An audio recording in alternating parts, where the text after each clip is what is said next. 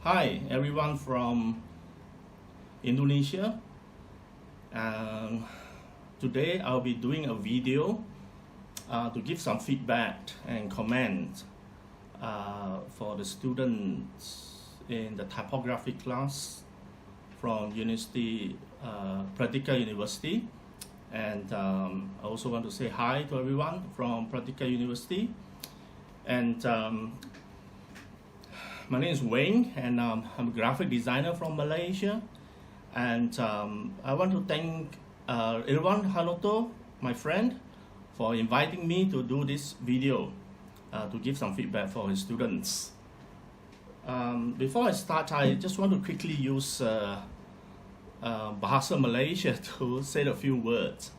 Pertama sekali ya, saya ingin minta maaf dulu. Saya akan menggunakan bahasa English untuk bagi komen di video ini. Ini adalah kerana saya masih lagi keliru dengan dua-dua bahasa ini ya, bahasa Malaysia dengan bahasa Indonesia. Walaupun kedua-dua bahasa ini memang berasal daripada bahasa yang sama dan mempunyai banyak persamaan, tetapi saya masih lagi keliru. Dan ini juga saya rasa lebih sesuai untuk audience ataupun rakan-rakan kita di antarabangsa, international. Jadi minta maaf lah ya. I just told my friend in Indonesia that I apologize that I'll be using English instead of Bahasa Malaysia, the Malay language, which is very similar to the Indonesian language, but because it is so similar, I often get very confused. So, in order for me to do this video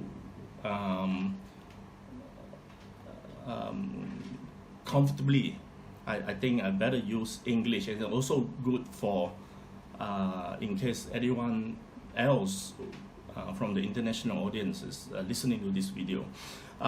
Let me just quickly introduce myself. I graduated from Australia, like I said before. My name is Weng, and from Malaysia. I returned to Malaysia in 1993 or 92, and started involved in the design industry since then. So you can tell that it's like a long time ago. So I've been involved in designing. I also worked before as an illustrator, and also lectured in various colleges.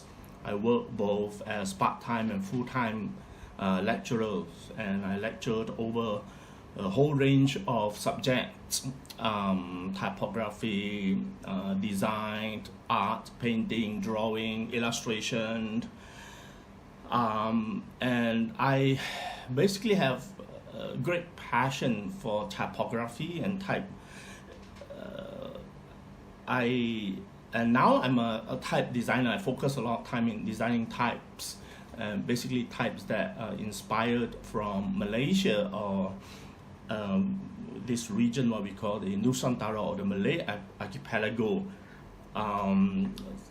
So I've been focusing a lot on type design, and you can see some of my typefaces here at the back. All right, let's get started. Okay, now I have decided to choose 3 students' works from this whole range of options that everyone has given me. The first student is Seka. Seka, is that right? I pronounce your name. And second one is Rifki, the second one. And third one is Million. Seka, Rifki, and Million. Now, there are reasons why I chose these 3 students' works, and I will explain a bit deeper later, a little bit more in detail later. There are some similarities between these 3 students' works. And also, as I look through the students' works that my friend Irwan sent to me, these 3 works capture my attention. I will explain later what actually captured my attention. It can be good, and also at the same time, if you're not careful, it can be bad reason or not so good reason. Now, this doesn't mean that the other student works are not good. The reason I choose these 3 student works is because there's something I feel very obvious that I want to share with the rest of you. All right. So I'll be talking about their works, and I'll start talking about their strength, what they have done right, and that's why it captured my attention. Then I'll give some suggestions and tips how to improve the works, and also areas that they need to kind of pay attention to. Now let's start with Sekar. Sekar, all right, the one with strong color, with Mary Monroe right in the middle of the work. Now, if you look at the color, it is the colors that was first captured by the colors. That is the strength of this work. It is very pop art, very playful, very funky, and I think the color works very well for the image, the message of the image, which is you choose Mary Monroe right in the middle, and it reminds people of Andy Warhol's silk screen. And also the display type that you choose to experiment with, the Gothic typeface, that the way you treat that, and also the nature of the anatomy of the Gothic typefaces, it creates a lot of sense of playfulness, and it works very well with the entire image. And also I like the way you play around the dot screens effect. Now that's very clever in the sense that the dot screens is something that is very popular for silk screens and a printing technology that designers and artists will use a lot before computer was famous, and of course later we can achieve the same effect using computer. So that dot screen effect, very interesting, and I think it kind of worked well with the entire overall image. And it also has that sense of a feel of a fashion, you know, mainly because of Andy Warhol and Marilyn Monroe, and so the overall feeling of the playfulness and color and the fashion is very good. Now, some areas that I feel you can improve. If you look at your works, let's see, looking from that side, I think it's on your on this side, I think my left hand side top, where you have this section of all this text running down, italic text. Now I feel that those row of text, they are there but they don't serve any purpose, or at least when you put them in slant of or italic, it doesn't serve any purpose. I think that angle of which italic is being slanted is a bit too much. And also I also think that there are a little bit too many elements in the design that I think it kind of a little bit overkill. Sometimes you have a lot of these elements in a design that doesn't serve any purpose.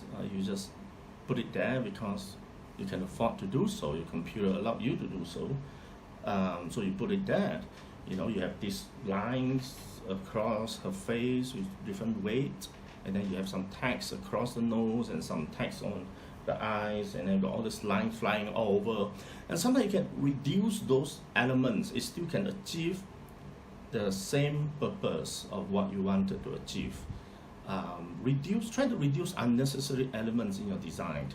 A design can be busy, it can be dynamic, lots of elements, but try to keep your design pure. Try to keep every element try your best to have a purpose. Now, one challenge I always ask my students in my class, especially when it comes to design, is this. When you begin to place something in a piece of design, whatever it is, it can be a dot, it can be a line, it can be a typeface that you choose, it can be a photograph.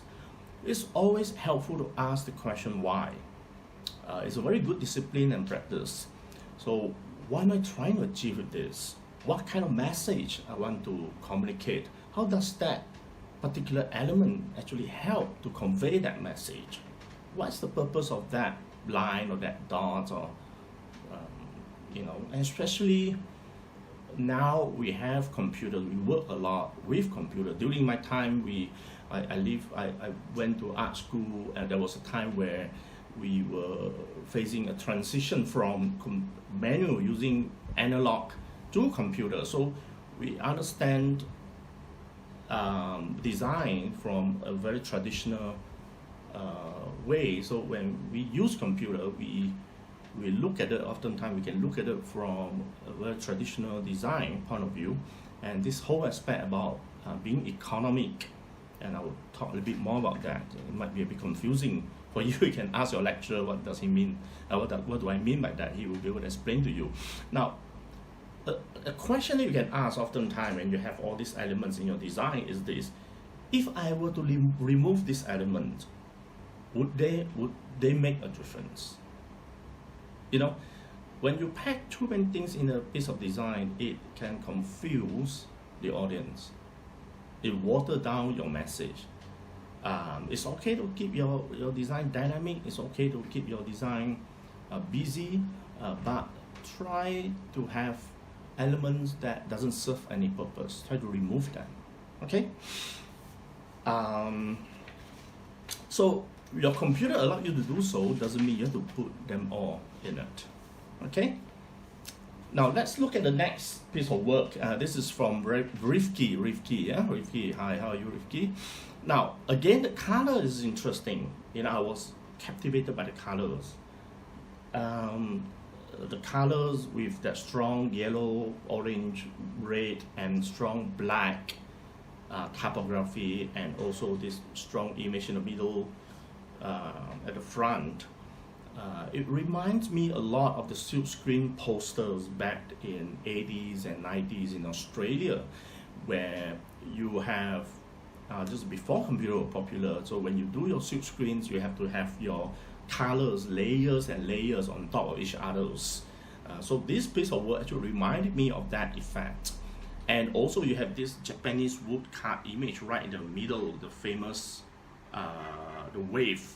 It looked like Hokusai Great Wave, the famous Japanese woodblock printmaker in the middle. Now the textures are interesting. I like the way you handle the textures, how you play around with some of the typefaces, the display types, and also the image, the overall, there's this sense of textures. The image that you chose and the treatment of the type with the textures, and also with all those typefaces, lines of typefaces at the back with different weight, jumping here and there to create that kind of a reckless and jittery effects. And I think that really works well with the overall image, especially if you have the wave right in the middle. It creates that sense of dynamic, and the typography kind of try to bring out that feeling of that restlessness or dynamic. Now, in terms of typography, you have basically two pieces of big chunk of typography. Right in the middle, you have that wave image, and then on top, two corner, you have this big chunk of typography treatment that create a sense of balance diagonally, whether this way or this way, from the image that you can see from your screen. And I think the right bottom is from the way I look at it. It could be the other side from the camera where you looking, and you have the word what's that? Let me look at you have the word design, right? Design, and then on top you have the word. It took me a while to figure out what was that word. It was not very obvious. Typo or typography design or typographic design. I think the word typo or typography on top is a little bit weak. It's kind of neither here nor there. Now in typography or experimental typography design, you either make it readable, you can play around with the types, but it's still readable, or you make it totally abstract, just let the shape and form of the anatomy of the typography or the typefaces speak for itself. Later I got some quick example to show you. So you either make it readable, meaning people by reading it still they can read typography or typo, or it's just one piece of abstract shapes of formed by all this anatomy of typefaces. But when you are neither this one or this one, it becomes weak. So you have to be very clear of your message. I did something quickly just to show you an example. It might not be the best design, but to illustrate a point, we look at here. Typography design. One look at it, you can read it. I play around with contrast and up and down and all that. Now the treatment of the typography is to basically convey the message of the entire design over there. And you can see if you want to create a sense, of course you can create a design that doesn't have any meaning, it's so abstract, all right? But it has to have some kind of message and feeling. I think in this case, I kind of feel if you have that wave and you want to play around with that, what do you call that, the dynamic, it's good to make it look like a piece of typography treatment, rather than, like I said, neither here nor there. If I were to judge that by the abstract typography put together, is not very good. But if I want to judge that by the readability of the playfulness of typefaces put together, it's not that either. So it's just a piece of elements, design element of form and shape that doesn't serve any purpose. You miss that opportunity to use typography, playfulness of typography, to experiment with that, to let it speak, to let it convey a message, to let the audience enjoy that playfulness of the typography. Now again, go back to the same feedback that I gave to our friend earlier on, Sekal, that you ask yourself, what do you want to achieve with this? When you do a piece of design, when you put a piece of element in your design, what do you want to achieve? Okay? So I just quickly do this to show you what you can do. Now I don't know whether that's what you try to achieve with your assignment, but whatever it is, you have to be clear of your visual language. All right. And like I say, if this is about experimental typography, you can have other images. All right. You can have the wave, you can have Mary Monroe, but it will be good to always let the typeface be the hero of your works, because it's about typography. It's about experimental typography design. So it's good to have that as the hero, you know. And if you do it well, sometimes you don't even have to add any other images or photographs to convey a strong typographical design works. Okay. So just, and also another thing is, when you play around with typography like this, I'm sure you learn it in art school, in a design school, where what we call the Gestalt principles. I don't know whether that's how you pronounce it. I think that's German. Playing around with some of these visual principles, you know, balance, rhythm, emphasis, figure and ground, contrast, movement, and all these visual principles, apply that in typography. And typefaces, each of the letters, they have their uniqueness, the characteristics. When you experiment with typefaces, or you create a piece of experimental design with typefaces, with typography, you want to fully utilize on all those characteristics of the typefaces. All right, there are strengths in each of these letters. They are unique in the way they communicate message, they speak.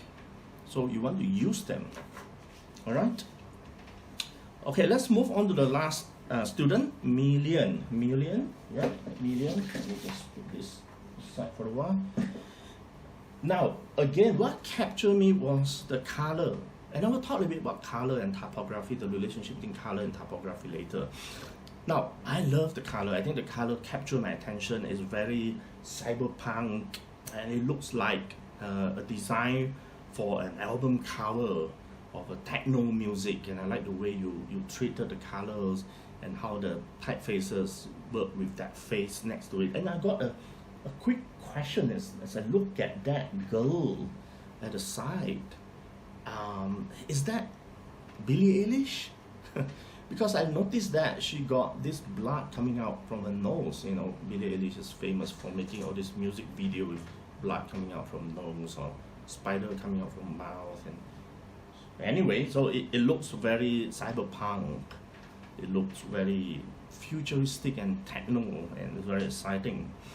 Now at the bottom, you have this big pile of letters that put together. You have this big B at the top, and then a small little B drop down, and then all those lines, you know, mixed around with that big pile of typography. And I feel, again, that perhaps can loosen up a bit. It looks like a big pile of things. It's kind of like, the whole thing is supposed to be dynamic, but that big pile of things kind of like, you know, it make the whole thing heavy, and our eyes kind of fixated on that, but it is not dynamic, you know. So you can actually, like I say, reduce some of the elements. You don't have to use so many unnecessary elements to communicate the point. You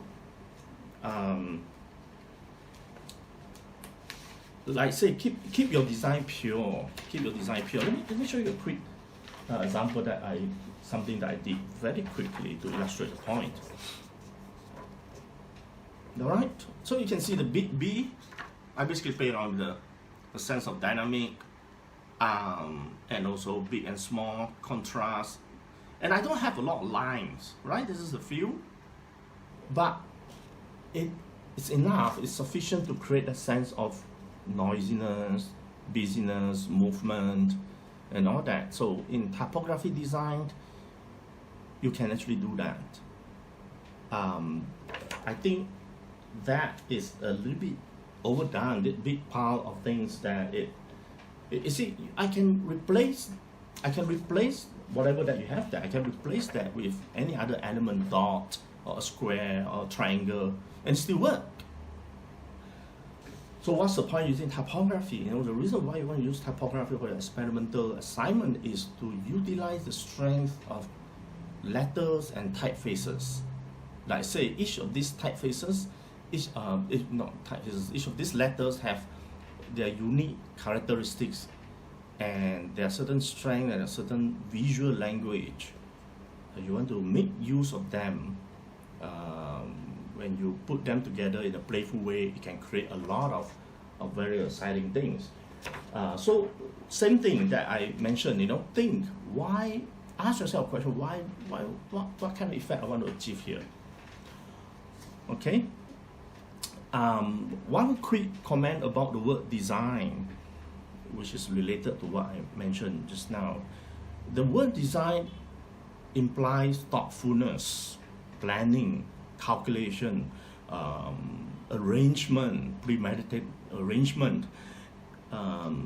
It means some kind of planning and thoughtfulness have to be there. Now, it doesn't mean you cannot do anything that is experimental, accidental, or random, spontaneous. You know, I can throw things that thoughtlessness to make an accident happen on a piece of paper or on a computer screen, and it still look good. But you have to have some kind of thoughtfulness to that. You have to be able to design it. So go back to what I been trying to say, ask yourself the question, why have that line there? Why do I have that dot there? And especially think in terms of typography. What is the strength of using typeface for design instead of using just dots and lines? And what is the difference?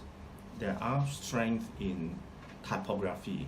So in your works, if it is for experimental typography assignments, make full use of the strength and the characteristic of typefaces. I'll show you some quick example later after I finish this. Now, one last thing I want to talk about, quickly mention, is about color, just like I mentioned. Now, I mentioned that the reason why I chose these three works is because the colors are attractive. Now, color is interesting when it comes to typography and even design in general. Color is what we call a double-edged sword, a knife that can cut both ways. It is sharp on both sides. If you use it well, it can achieve a very effective result or capture people's attention. We all love colors, okay? We all are drawn to strong and interesting colors. But color, on the other hand, can be deceiving too. Let me explain what do I mean. Color can be very deceiving. Strictly speaking, a good piece of typographic works, a lot of time it works just black and white. You notice that this video, as you look at my video, I have this thing in the background, and I'm wearing a black t-shirt, my hair is black. There's not much of colors actually going on. And some of the works that I show you, that I did, alright, I really don't need colors to express that visual language. A good piece of typography works actually work well. Now that's the challenging things about being a type designer, someone who design typefaces like me. We have to keep looking in black and white all the time. No colors, and our eyes have to resist the temptation. We have to be trained to look at everything, the beauty, define beauty and aesthetic in black and white. The pure form and shapes that a typeface can offer to us. So I can add colors to that, no problem. But color, it depends how you use it. It should actually bring out the effect. It should not overkill. It should not kill the effect of the typography. A good piece of typography a lot of time works well just black and white, just like logo design. A good logo design, it works very well, strong impact, just black and white. That's the strength of typography.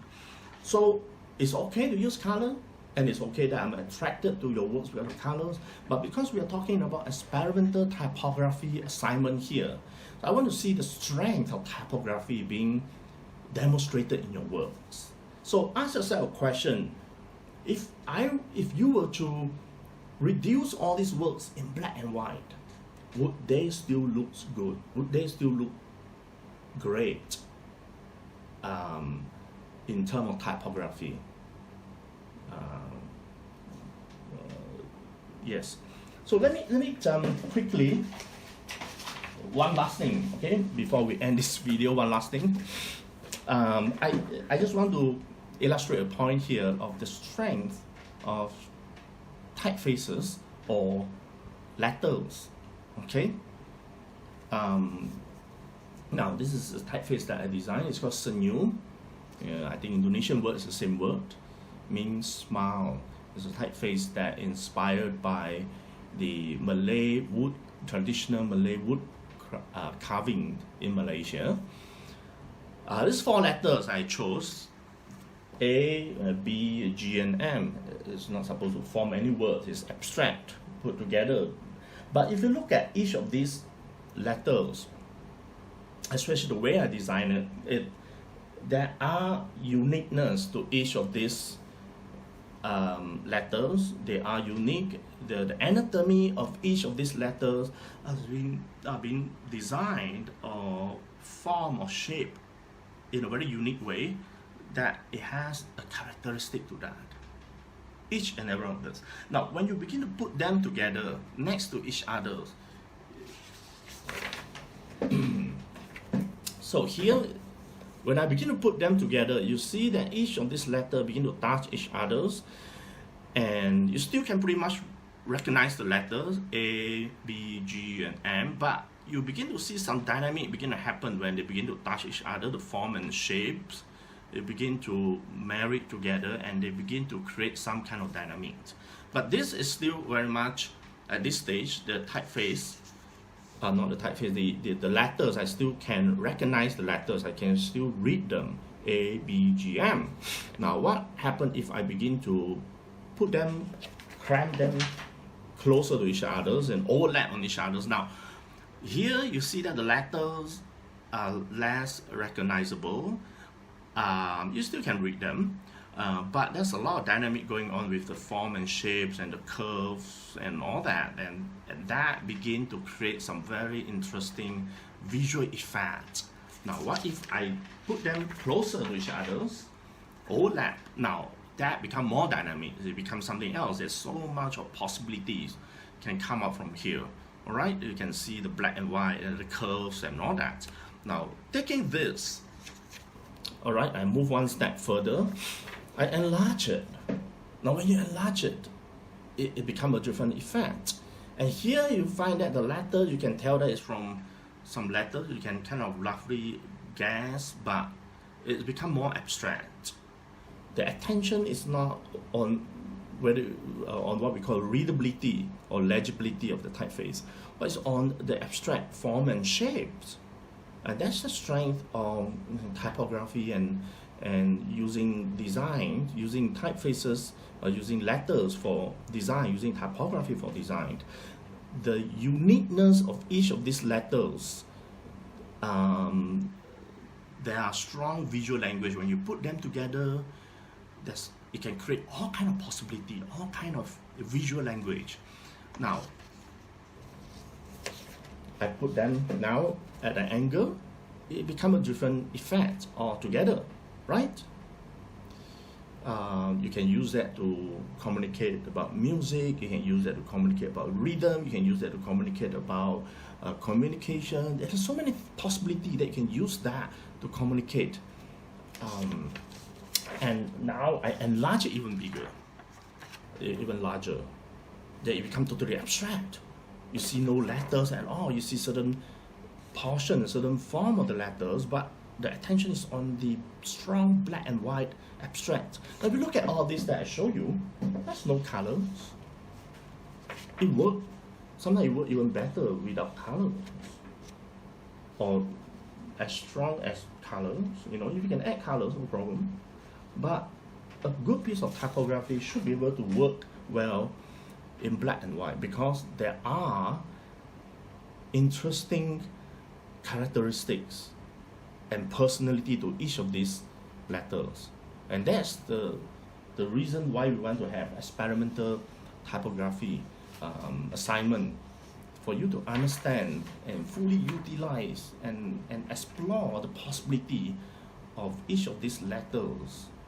They can be in lines, it can be in form and shape, but there's a lot of possibilities. Okay, so I'll stop here. Thank you for your patience. Thank you for bearing with me. Again, thank you very much, everyone. I hope one of these days I can go to Indonesia to spend some time with you guys we can do some exciting things and some exciting assignment on experimental typography. All right, thank you very much. See you.